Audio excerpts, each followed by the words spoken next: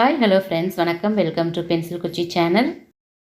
இந்த வீடியோவில் சேமியா பால் பாயாசம் எப்படி செஞ்சேன் அப்படிங்கிறத உங்கள் கூட ஷேர் பண்ணிக்கிறேங்க. ஃபஸ்ட்டு பாத்திரத்தை வச்சுட்டு அதில் நெய்யை ஊற்றிட்டேன். அதுக்கப்புறம் முந்திரி பருப்பை லைட்டாக கோல்டன் கலர் வர வரைக்கும் வறுத்து எடுத்துடலாம்.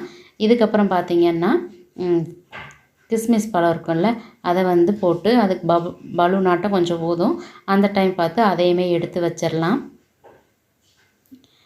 ஓகே, இப்போ சேமியா நம்ம போட போகிறோம். இது ஆல்ரெடி ரோஸ்டட் தான், இருந்தாலும் பரவாயில்ல, நம்ம அந்த நெய்யில் கொஞ்சம் ரோஸ்ட் பண்ணிக்கலாம் அப்படிங்கிறதுக்காக அதையுமே லைட்டாக வறுத்து எடுத்துக்கிறேன். இப்போ இந்த சேமியா பார்த்தீங்க அப்படின்னா இது கோதுமையில் செஞ்சுருக்காங்க.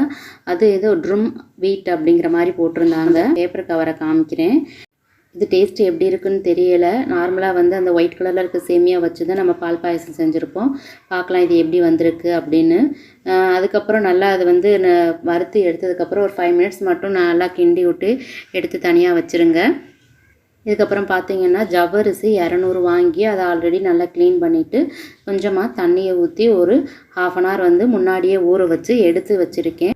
1 லிட்டர் வரைக்கும் தண்ணி எடுத்துக்கலாங்க. அதுக்கப்புறம் இந்த ஜவ்வரிசியை அதில் போட்டு நல்லா வேக வைக்கலாம்.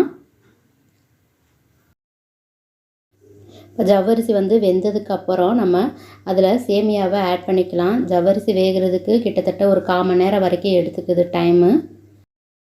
இப்போ நம்ம சேமியாவை ஆட் பண்ணிடலாங்க. இப்போ சேமியா கொஞ்சம் வெந்ததுக்கப்புறம் நம்ம ஆல்ரெடி நான் 1/2 லிட்டர் பாலை காய்ச்சி ஆற வச்சு வச்சுருக்கேன். இப்போ அதை இதில் நம்ம ஆட் பண்ணிடலாம். கொஞ்சம் தண்ணியாக வேணும் அப்படின்னா நீங்கள் 1.5 லிட்டர் தண்ணி கூட ஊற்றிக்கங்க. நான் கொஞ்சம் கெட்டியாக வேணும் அப்படிங்கிறதுக்காக 1 லிட்டர் தண்ணி ஊற்றிக்கிட்டேன்.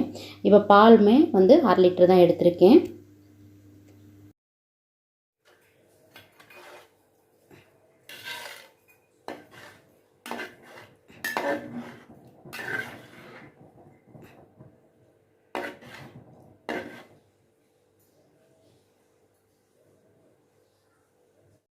இப்போ 300 கிராம் ஜீனி போட்டு அதில் 1/4 ஸ்பூன் உப்பு போட்டு கிண்டி விட்டுட்டேன்.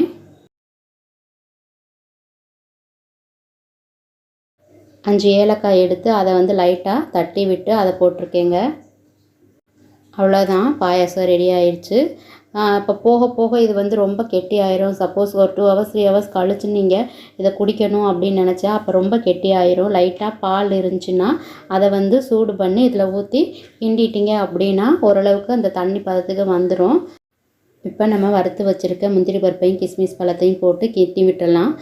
அவ்வளோதான், சேமியா பால் பாயசம் ரெடி ஆயிடுச்சு. இந்த பாயசம் உங்களுக்கு பிடிச்சிருந்துச்சுன்னா லைக் பண்ணி கமெண்ட் பண்ணுங்கள். சப்ஸ்கிரைப் பண்ண மறந்துடாதீங்க.